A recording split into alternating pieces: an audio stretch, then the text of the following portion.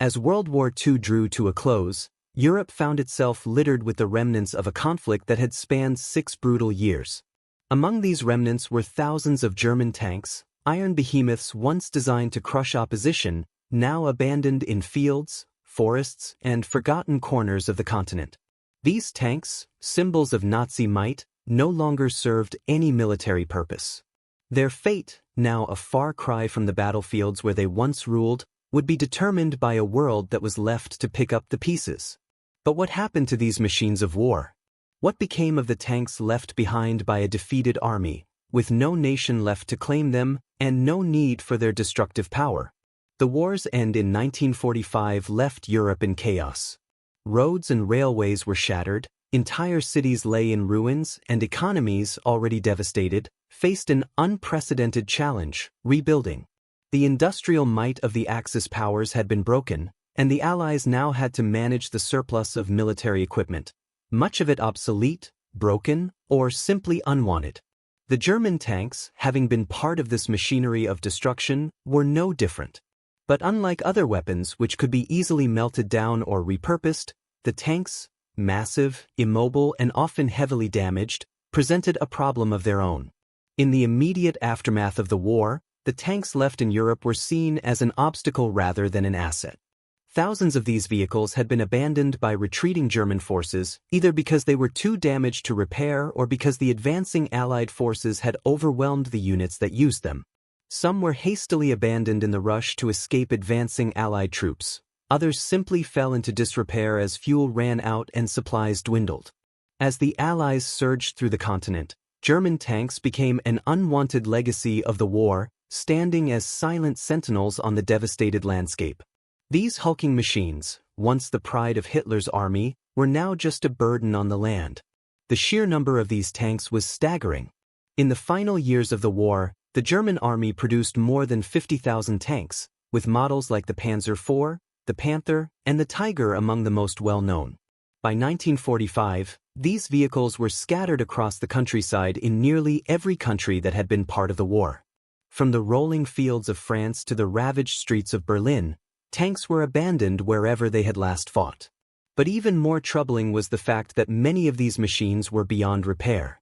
The war's end had left them stranded in a landscape of rubble, with no one left to restore them. The survivors of the war, both human and mechanical, were now discarded. In the initial months following Germany's surrender, the Allies were faced with the daunting task of disposing of these war machines. The tanks were often not taken for their military value but as trophies or reminders of the war's grim scale. Some were left to rot where they stood, overtaken by rust and vegetation, while others were pushed into rivers or buried to clear the land for reconstruction. The most strategic decision, however, was to scrap them for their metal. But even this presented a significant challenge. The demand for scrap metal was enormous, as Europe needed to rebuild its infrastructure, industry, and economies. Yet, the tanks themselves were difficult to break down due to their heavy armor and complex designs. In France, for example, large numbers of German tanks were left abandoned in fields and forests, some even visible from the sky. These vehicles, once symbols of Nazi power, were now seen as nothing more than scrap. But the French government, along with the local authorities, had a different plan. They organized large-scale salvage operations to collect the metal from the tanks. It was a labor-intensive process. The tanks were stripped of useful parts, such as engines, tracks, and turrets, which could be repurposed or sold. The remains of the tanks were then smelted down and sold to industries in need of raw materials. Despite these efforts, the challenge was immense. Not only were there thousands of tanks to contend with, but the process of stripping them down was slow and costly. The scrap metal from each tank was not always worth the labor required to extract it. In some cases, the cost of removing the tanks from their sites exceeded the value of the metal they contained. Local authorities often struggled with the logistics of gathering and transporting these machines. In some parts of Germany, tanks were abandoned so close to cities that they became part of the urban landscape, surrounded by homes and businesses. The economic strain of cleaning up these war remnants was felt deeply, as countries struggled to rebuild and deal with the many other urgent issues of post-war recovery. As the war ended, some tanks were repurposed for civilian use. In the Soviet Union, for example, some German vehicles were used in agricultural tasks, such as pulling plows and clearing fields. It was a pragmatic solution for a country devastated by war. But in most cases, the German tanks were not seen as valuable resources. The sheer scale of the destruction and the rapid shift from war to peace meant that these machines, with their imposing size and destructive history, could not find a new role in the peacetime economy. Their designs were too outdated, their purpose too tied to the war that had just ended. In some places, the tanks became monuments, silent witnesses to a terrible period in history. In Germany, many of the abandoned vehicles were left as reminders of the defeat. Some were pushed to the edge of towns and left to decay, while others were used as crude barricades during the chaotic months following the war. The newly formed German government, itself under heavy scrutiny, did not have the resources to address the sheer scale of war debris scattered across the country. The tanks, like so many other aspects of the war, became forgotten or ignored. Over time, they rusted into the earth, buried beneath overgrowth, as if they were never meant to be seen again. The economic conditions of the post-war years, combined with the enormous logistical burden of clearing out the war's detritus, led to a growing sense of neglect. No longer needed, the tanks became one more casualty of the war, their fate determined not by battle, but by the inexorable demands of peace. And as the years passed, the once proud tanks, now abandoned and forgotten, were increasingly viewed as just another relic of a tragic past, their history fading with the rust that overtook their armor. The story of the abandoned German tanks is one of neglect and practicality.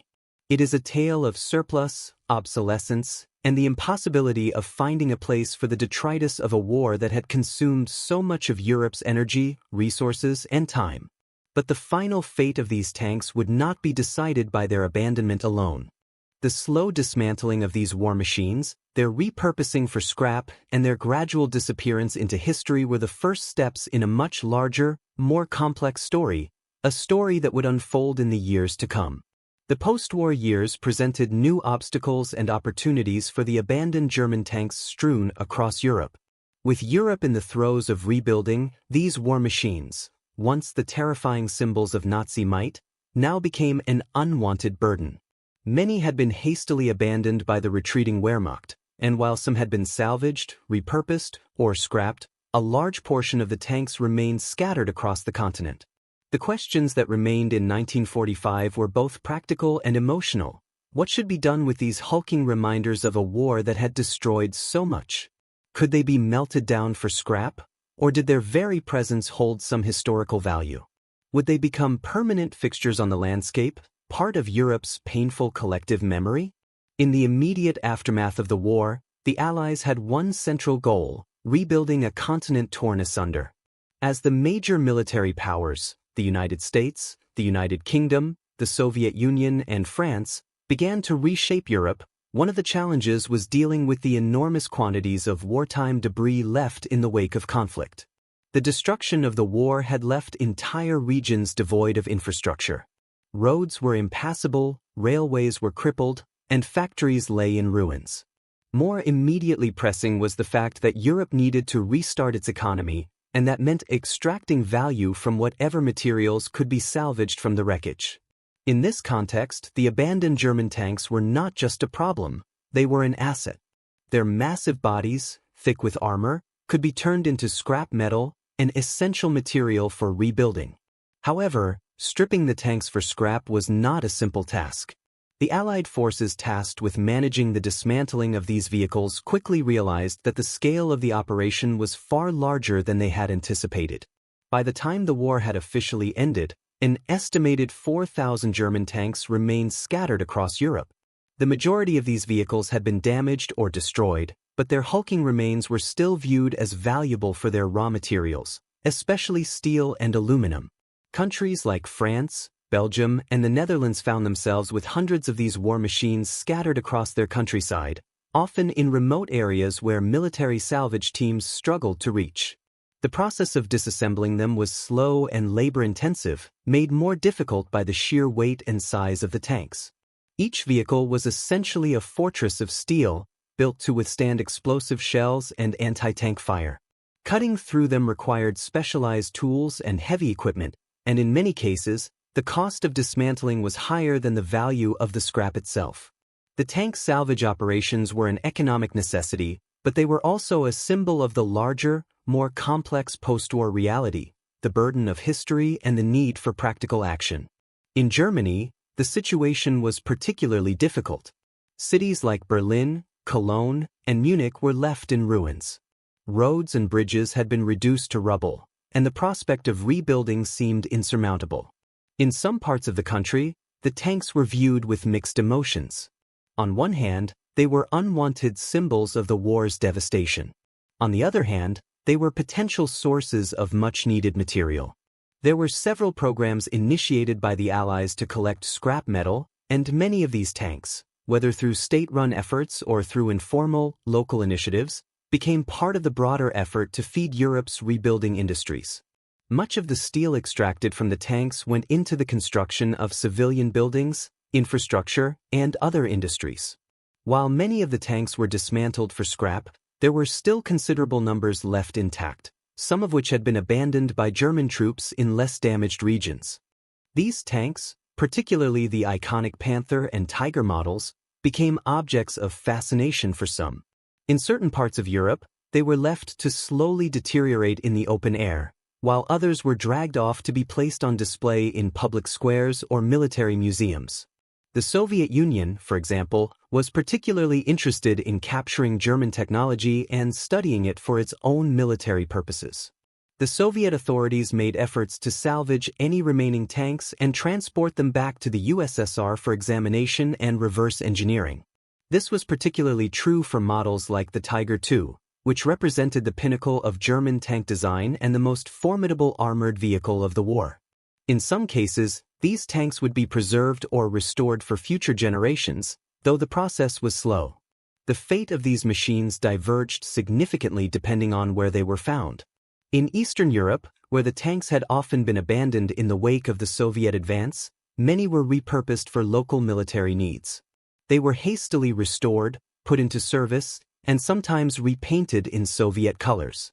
However, these tanks were never a long-term solution to the Soviet military's needs, and by the early 1950s, most were rendered obsolete, either through further dismantling or by being replaced by Soviet-made tanks. As the years went on, the sheer volume of abandoned German tanks began to dwindle, but their legacy was far from over. In some cases, the vehicles remained part of the landscape. In rural areas of France, Belgium, and the Netherlands, German tanks remained where they had been left, buried in the earth or half-submerged in overgrown forests. In some instances, the local population, weary of war and destruction, simply abandoned these hulking remnants, leaving them to decay into rust. For some people, however, the presence of these tanks was a symbol of a different kind of history. In the 1950s and 1960s, as Europe entered a period of economic recovery and political stabilization, some of these tanks took on a new role as monuments to the war. In places where they had been abandoned, tanks began to attract attention from history enthusiasts and military historians. Museums and war memorials sprang up in some of the towns that had been occupied by German forces during the war. Tank models that had been left to rust in fields were now being preserved, restored, and put on display for future generations to witness the scale of the war's devastation. In this sense, they took on an entirely new cultural function. The German tanks, once tools of death and destruction, were now viewed as part of a collective memory of a continent that had been deeply scarred by war. However, the repurposing of these tanks for display was not without controversy. In some communities, particularly in Germany, the tanks remained a painful reminder of the atrocities of the Nazi regime. Even after the war, the memory of Nazi rule was still fresh, and the tanks were often seen as symbols of oppression rather than as objects of historical significance. The presence of these tanks in public spaces was sometimes seen as inappropriate, and in some cases, they were dismantled or removed from view. In the 1970s and 1980s, the German government made efforts to clear many of these vehicles from public spaces, with some even being sent to scrapyards. But as the decades passed, the fate of the abandoned German tanks began to shift once again.